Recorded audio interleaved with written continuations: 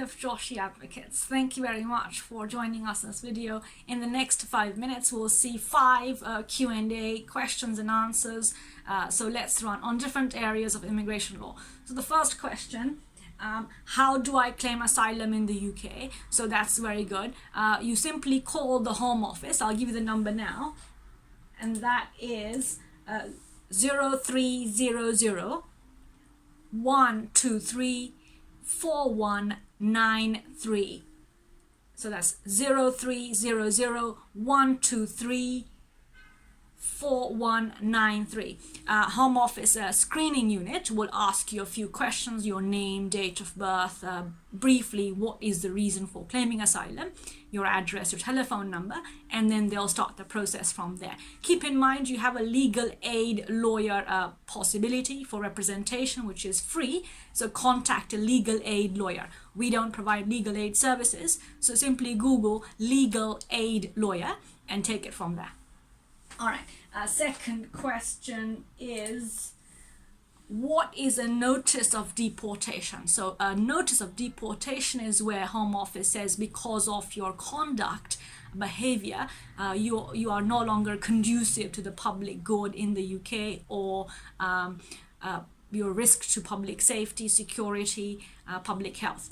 And that letter would then explain the reasons why they find this, and then invite you in 70 days to make representations why you should be allowed to continue living in the UK. So representation should be around the idea of how long you lived here, your ties in the UK, what ties, if any, you have in the country of proposed return, and then supporting evidence to confirm that. Now, third question, what to do if the marriage breaks down during the spouse visa? So right, if you're in the UK because you're married to someone who's British or settled or refugee or pre-settled under the European Settlement Scheme, European national, then your sponsor is that partner. But of course, relationships break down, and under the spouse visa, 2.5, 5 year route, Home Office expects the marriage to continue for 5 years. But if the relationship breaks down, so the relationship is no longer genuine and subsisting, you would need to report this to the Home Office, but at the same time consider whether you want to continue living in the UK or leave the UK. Now, if you want to continue living in the UK, when you report the change of circumstances, consider whether there is any domestic violence, any evidence to confirm domestic violence, because there's a specific application for that. Or if you have secured a work permit, then apply for the work permit visa. So I hope that's helpful.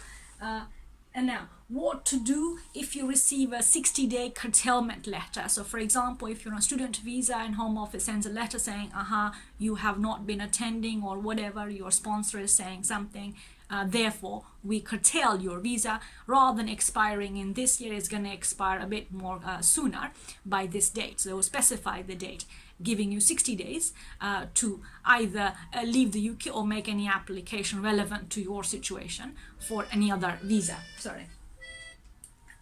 Now, final question, what to do if the application takes longer than 12 months for the Home Office to give a decision? Now, one, keeping in mind, for such an applications, there is no time frame by law that the Home Office must give a decision by. So if the application decision takes more than 6 to 12 months, then perhaps consider either 3 options. Obviously, email the Home Office, request an update. Don't be surprised if the email comes back saying applications pending, basic, or contact your local MP, give the MP your application, a unique number, and ask the MP to write to the Home Office and request an update. Of course, worst case scenario, final option is a pre-action protocol letter saying to the Home Office, look, the delay is too long and I'm suffering because of XYZ things. Could you please give me an update or reason why it's taking so long, or possibly press the caseworker to provide a decision. All right, I hope that's been helpful. As always, contact me, details below, subscribe, and I'll see you next week. Thank you so much. Take care.